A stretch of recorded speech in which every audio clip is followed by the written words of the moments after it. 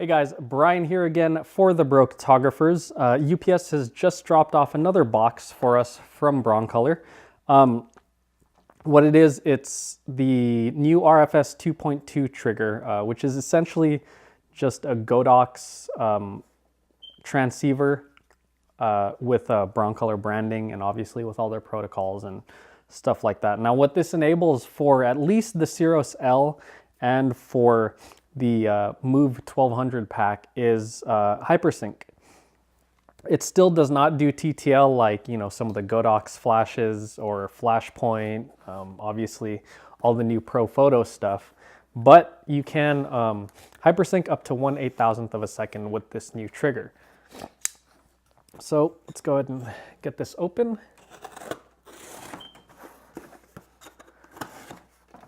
And see what all comes in this box.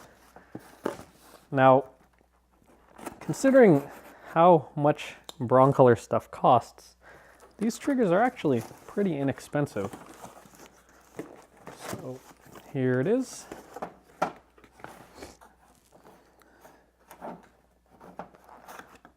And oh, that's actually pretty cool. Comes with a nice little carrying case, some AA batteries, silica gel, and the manual. So let's go ahead and take a look at this thing. Oh, comes with a sync trigger. And here is the Broncolor RFS 2.2 C, which denotes Canon. I think they also have anything the Godox is available for. So I think they also have Nikon, definitely, and I believe they have a Sony as well. So this is actually pretty cool. You have your manufacturer specific pins here. I'm assuming this is to adjust power, and you have your off and on. I'm assuming maybe this is modeling light off and on, or maybe looks like there's an optical test button. You can mount another trigger on here, so that's actually cool. You can mount, I can mount my Pro Photo trigger on here, as sacrilege as that would be, and trigger both my, I'm not sure if it would pass through to be able to do TTL on the Pro Photos, but maybe that's something I can try out. Yeah, it's nice and light, as well built as a piece of plastic like this could be. And let's do some, I thought it was actually going to be bigger than it is. It's not too big, just only slightly wider than the Pro Photo air remote for Canon, or the Pro Photo TTL air remote. Here it is next to a TT1. So it's almost twice as wide as a TT1. About the same size. Myops, I don't know if you have one, just for size reference. An Elechrome Skyport. The original, or the RFS 2.1 from Broncolor. It's probably about twice as wide. Next to an old school +2. Definitely smaller than this, and obviously it sits this way on your camera, so you don't have this big thing sticking up. And probably the closest thing that I was expecting it to be, closest to a Flex TT5 from Pocket Wizard. It's a bit shorter as far as this way, has the same profile when it sits on top of your camera.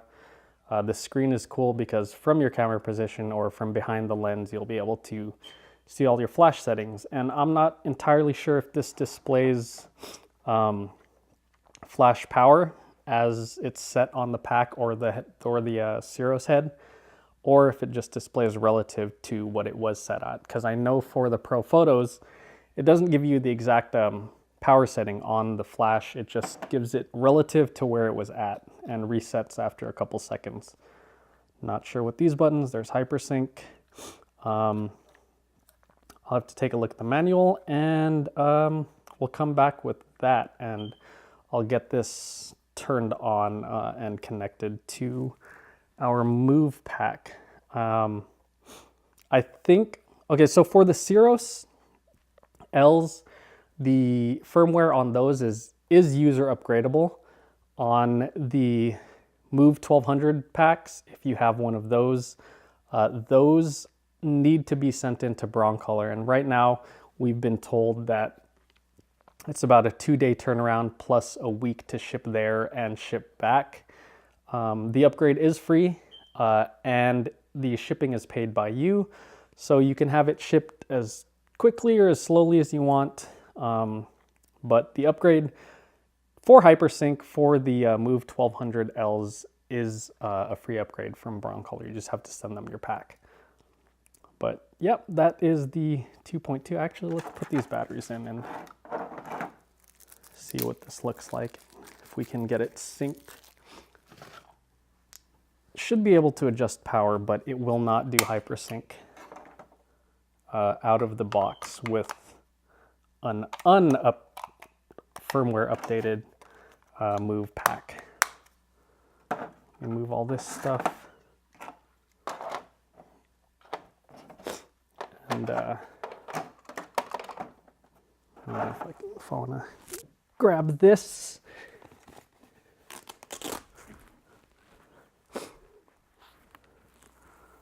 So let's set this on here. There is the move pack. Let's turn this on. And I'm sure I will have to sync this thing to, yeah. See if you can see those there. So Studio 1, which is what it's set at. I don't know what this 1 of 6, oh, the lamp. It does not seem to be adjusting. HyperSync is off because, well, it doesn't, okay, so it does trigger. Studio 1, let's see if we can adjust the power on it. No, this jog dial does not. Okay, so this switch is for the modeling lamp. It is turning it on right now. And it does turn it off if I flick it to off. Test button obviously works. The lamp energy does not seem to be adjusting from here. Oh, okay. So it does it relative to where it's currently set and does not show the actual output. So right now, I don't know if you can see that. Let's see if I can zoom in. You can see that the pack is set at 7.0, but it is not showing here. But if I adjust it up 1 stop and hit it again, you'll see now the pack is at 300 joules or 8.0 power. So it displays a relative reading, but that is how you adjust it. You can adjust it, I'm assuming, infinitely. If I can go -5 from here. So it'll dial it down all the way to power 3. So I guess you can go up or down 5 stops. So now it's at its lowest.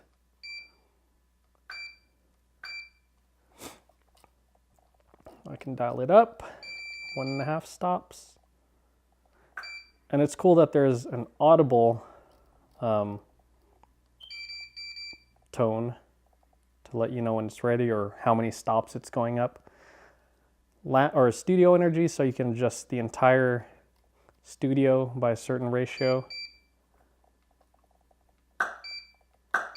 And HyperSync will not work.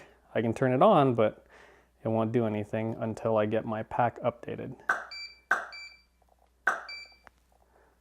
But yeah, there's your Broncolor, the brand new Broncolor 2.2 triggers. Whoa, it's lost focus.